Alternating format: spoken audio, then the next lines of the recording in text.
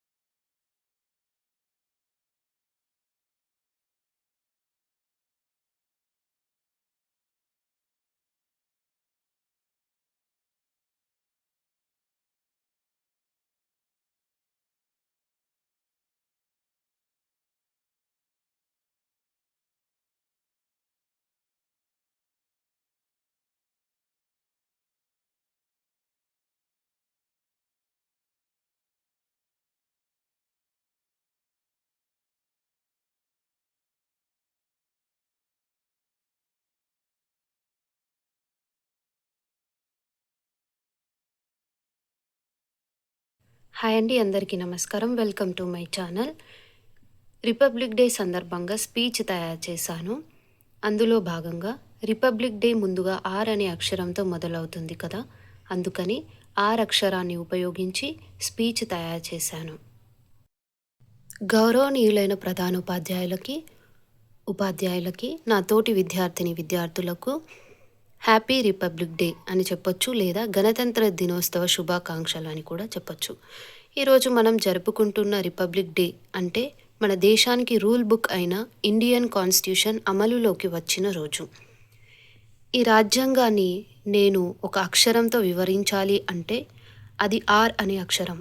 Are అంటే republic డేనే కాదు, R for rights, R for rule of law, R for respect, R for responsibilities, R for responsibilities of students. మరి rights అంటే మన రాజ్యాంగం మనకు right to equality, right to freedom, right to education ఇచ్చింది. ఈ హక్కులు లేకపోతే మనం నిజమైన పౌరులం కాలేము. ఆర్ ఫర్ రెస్పాన్సిబిలిటీస్, హక్కులతో పాటు మనకు రెస్పాన్సిబిలిటీస్ కూడా ఉన్నాయి. దేశాన్ని గౌరవించడం, చట్టాలను పాటించడం, ఇవన్నీ మన బాధ్యతలు. ఆర్ ఫర్ రెస్పెక్ట్, మన రాజ్యాంగం ప్రతి మనిషిని క్యాస్ట్, రిలీజియన్, జెండర్ చూడకుండా సమానంగా గౌరవించమని చెబుతుంది. R for rule of law, మన దేశంలో చట్టానికి మించిన పెద్ద స్థాయి ఎవరికీ ఉండదు. అది ప్రధాని అయినా, పేదవాడైనా చట్టం ముందు అందరూ సమానమే. R for responsibilities of students, మనలాంటి విద్యార్థులు నిజాయితీగా చదవాలి, క్రమశిక్షణను పాటించాలి మరియు మంచి పౌరులుగా తయారవ్వాలి. మనమందరం ఒకటే గుర్తుపెట్టుకోవాలి, మన రాజ్యాంగం మనకు కేవలం పుస్తకమే కాదు, అది మన రైట్ పాత్, మన రెస్పాన్సిబిలిటీ, మన రిపబ్లిక్ స్ట్రెంగ్త్. అందుకని రాజ్యాంగాన్ని గౌరవిద్దాం, రిపబ్లిక్ను గౌరవిద్దాం, అలాగే అందరం ఐక్యమై మన భారతదేశాన్ని కాపాడుకుందాం. భారత్ మాతా కీ జై.